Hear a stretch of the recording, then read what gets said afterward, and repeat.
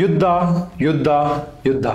Iran ಮೇಲೆ Israel ಯುದ್ಧ, Israel ಮೇಲೆ ಇರಾನ್ ಯುದ್ಧ, ಹಮಾಸ್ ಇಸ್ರೇಲ್ ಯುದ್ಧ, ಅಮೇರಿಕದಿಂದ ಇರಾನ್ ಮೇಲೆ ದಾಳಿ, ಇರಾನ್ನಿಂದ ಪ್ರತೀಕಾರ, ರಷ್ಯಾದಿಂದ ಉಕ್ರೇನ್ ಮೇಲೆ ದಾಳಿ, ಉಕ್ರೇನ್ನವರು ಪ್ರತಿದಾಳಿ.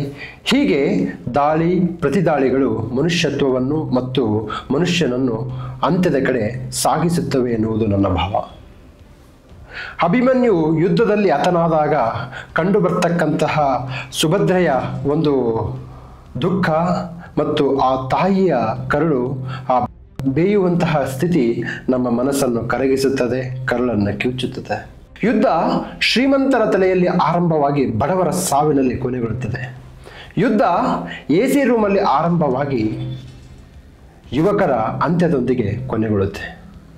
ಯುದ್ಧ ಅಂತಕ್ಕಂಥದ್ದು ವಯೋವೃದ್ಧರು, ವಯಸ್ಸಾದವರು ಯುದ್ಧ ಬೇಕು ಅಂದಾಗ ಅದಕ್ಕೆ ಬಲಿದಾನ ಮತ್ತು ಬಲಿಯಾಗ್ತಕ್ಕಂಥವರು ಯುವಕರೇ.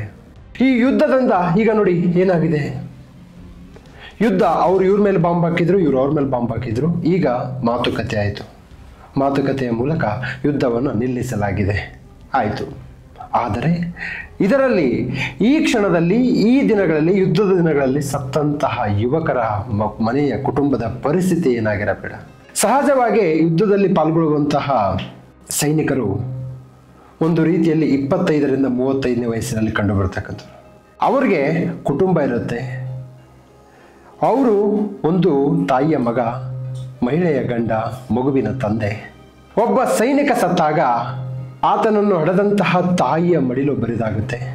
ಆತನ ಜೊತೆ ಬಾಳನ್ನು ನಡೆಸಬೇಕೆನ್ನುವ ಹೆಂಡತಿಯ ಬಾಳು ಬರಿದಾಗುತ್ತೆ.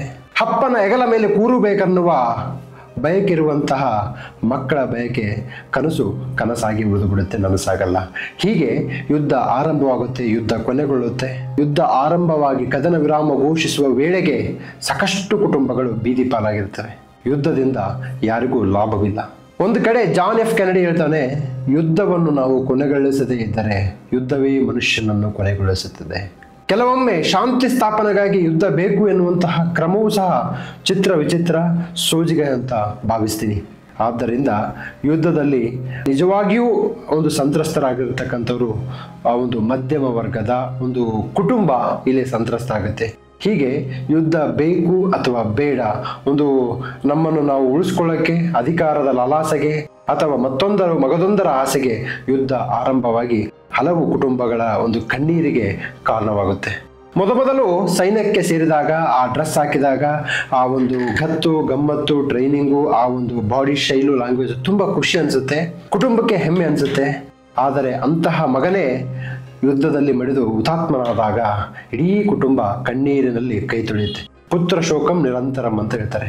ಹೀಗೆ ತಮ್ಮ ಮಗನನ್ನು, ಗಂಡನನ್ನು ಕಳೆದುಕೊಂಡಂತಹ, ತಂದೆಯನ್ನು ಕಳೆದುಕೊಂಡಂತಹ ಕುಟುಂಬಗಳ ಕಥೆಯನ್ನು ಏನೆಂದು ಹೇಳಬೇಕಾಗಿದೆ. ಆದ್ದರಿಂದ ಮನುಷ್ಯತ್ವ ಉಳಿಯಬೇಕಂದ್ರೆ ಯುದ್ಧ ಕೊನೆಗೊಳ್ಳಬೇಕಾಗುತ್ತೆ. ವಿಶೇಷವಾಗಿ ಯುದ್ಧದಿಂದ ಯಾರು ಸಂತ್ರಸ್ತರಾಗ್ತಿರಲ್ಲ ಗೊತ್ತಿಲ್ಲ, ಆದರೆ ಯುದ್ಧದಲ್ಲಿ ಮಡಿದಂತಹ ಕುಟುಂಬ ಅಂತೂ ಖಂಡಿತ ತಮ್ಮ ಇಡೀ ಜೀವನವನ್ನು ಆ ಒಂದು ದುಃಖ ಕಣ್ಣೀರಿನಲ್ಲೇ ಆ ಒಂದು ಜೀವನ ಸಾಗಿಸುತ್ತಂತಕ್ಕಂಥದ್ದು ಒಂದು ದುರಂತ ಅಂತ ಭಾವಿಸ್ತೀನಿ. ನಮಸ್ಕಾರ.